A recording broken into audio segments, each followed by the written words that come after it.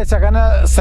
لەنزگەی 45 بۆ 50 میلیۆن زەرم کردووە. ئێستاکانە دزگەکەی مشکەی من هاتۆتە بەرهەم 50 ڕۆژە ڕەنج و منێتی خۆم ناوەتە بانەوە ساپم ساغۆ نابێ.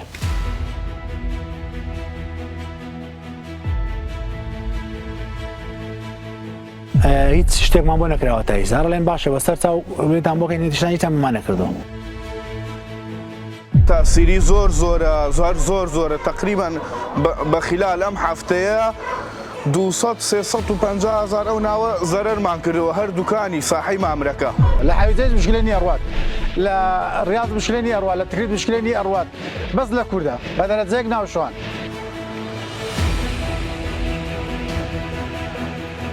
بازگەکان کێشیان بۆ دروستەکەن بە بیانەوەی ئەوەی کە مۆڵەتیان نییە. خۆی بازگەکان بە شێوەیە کەگەر مۆڵەتیش بێ مشکلت بۆ دروستەکەنی جاوەرە مۆڵەتیشت نەبێ و کوردیش بێ.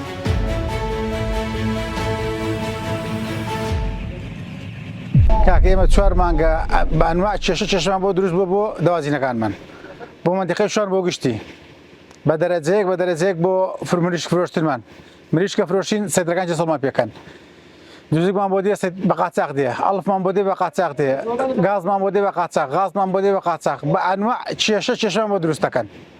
بەس بازگەکان هەم بە ئەنواع ڕێگەمانی دروستەکەن. جەماعەتێکیشان بۆ حەویجە ئەڵفە بەنیت مشکلیان نییە. ئێمە لە هەولێر ئەڵفمان بۆ دێ مشکلەمانە، لە کەرکووک ئەڵفمان بۆ دێ مشکلێ، لە مەفرەق شوان ئەڵفمان بۆ دێت سەیدەکەی مەفرەق شوان نایە لە بەی شێ بن. ئێمە ساحب دەوازینەکان کەوا ئیجازەمان نییە، ئێمە هەمومان یانێوانی کەوا داوای ئیجازەمان نییە، ڕێمان پێ نادرێت کە مشکمان ساغۆکەن. ئیستەینەکەی من هاتۆتە بەرهەم کاتۆتە بەرەم کە 50 ڕۆژە ڕەنج و مێنەتی خۆم ناوەتە بانیەوە و ماندووبوونەکەی خۆم ناوەتە بانیەوە حیساب ناتوانم ساغیکەمەوە و لە سەیدەکان ڕێمان پێ نادەن کەوا بیبین بۆ بڵین کە ببین کە خواری عێراقەوە کەوە لە کەرکووک ساغەوە نابێ، لە کەرکووک کە ساغشەوە بێ ئەو هەموو ماڵە لە چۆ ساغەوە بێ بە کەرکووک بە تاقتەنیا ساغەوە نابێت ببرێت خواری عێراق و کتابمان بۆ بکەن و داری زراعی ئێستا کتابمان بۆ ناکە و چەند جارێک چونتە لای محافظش هەتا ئێستا هەر وتێتی بەسەر چاوە تا ئێستا هیچ شتێکمان بۆ نەکراوە.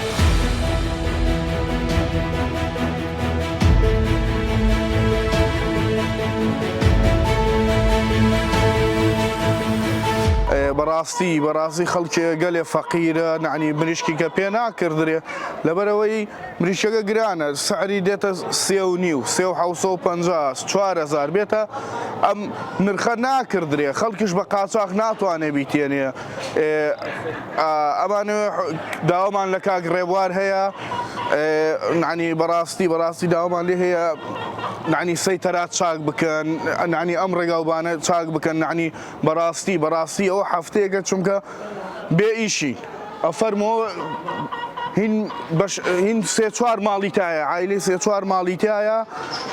بێ ئیش و کار مەجبورم منش دوکانەکە داخەم و بڕۆمەوە براکەم. تأثیری زۆرە تقریبا بەخلال ئەم هەفتەیە 200-350 هزار ئەو ناوە زەرەرمان کردەوە هەر دوکانی ساحەی مامرەکە. بەس لە کوردە لە هیچ شتانە بەس لە کوردە، لە حەویجەیز مشکلە نیە ڕوات، لە ڕیاض مشکلە نیە ڕوات، لە تکریت مشکلە نیە ڕوات، بەس لە کوردە بە دەرەجەیەک ناوشوان. ئەڵفەکەمان بۆ دێ لە هەولێر بۆمان یەک کتابی هەیە لە دارەمان دەرەچێت لە پردێ دەرەچێت لە سەیدەکەی مەتعەمیدیە نایلن دەرچێت لە کەرکووک ئەڵفمان بۆ دێ نایلن بلا بێتە داخل بێ نە ئەڵف هێلن نە جوزگێلن بە هیچ شێوە نایلن دەبێ هەموو شتێ بە پارە و بەڕەنج و مێنەتی خۆمان بکەین. ئێستاکانە دزگەکەی مشکەی من هاتۆتە بەرهەم 50 ڕۆژە ڕەنج و مێنەتی خۆم ناوەتە بانەوە هین نابێ ساپم ساغۆ نابێ. ئێستا 4 مانگە ئەم کێشەیە بە 4 بۆ 5 مانگە ئەم کێشەی بەرۆگێمە گرتووە و چەند جارێکە چوونەتە لای محافظ و دووجار چوونە لای محافظ و لایەن پەیوەندیدار هەموومان ئاگادار کردوتەوە هیچ شتێکمان بۆ نەکراوە.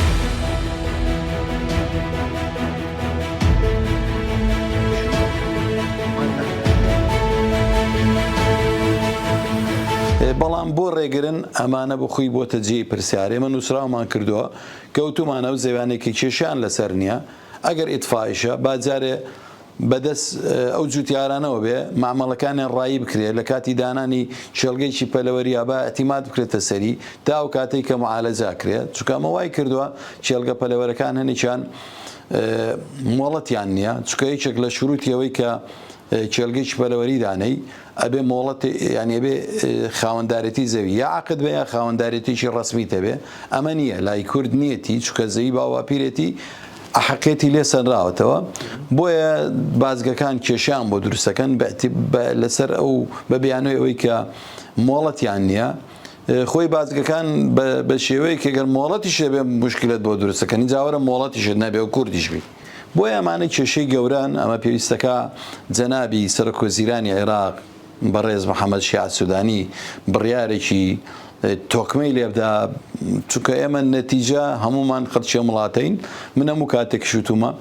هەر سەرکردەیەک ئەگەر عەرەب بێ ئەگەر کورد بێت ئەگەر تورکمان بێت ئەگەر بە یەک چاوسێری هاوڵاتەکانی کرد هەموو هاوڵاتەکان ڕەنگە مرتاحتر بن و دڵیان بە ڕێیس وزەراکەی و دڵیان بە حکوومەتەکەی خۆش بێ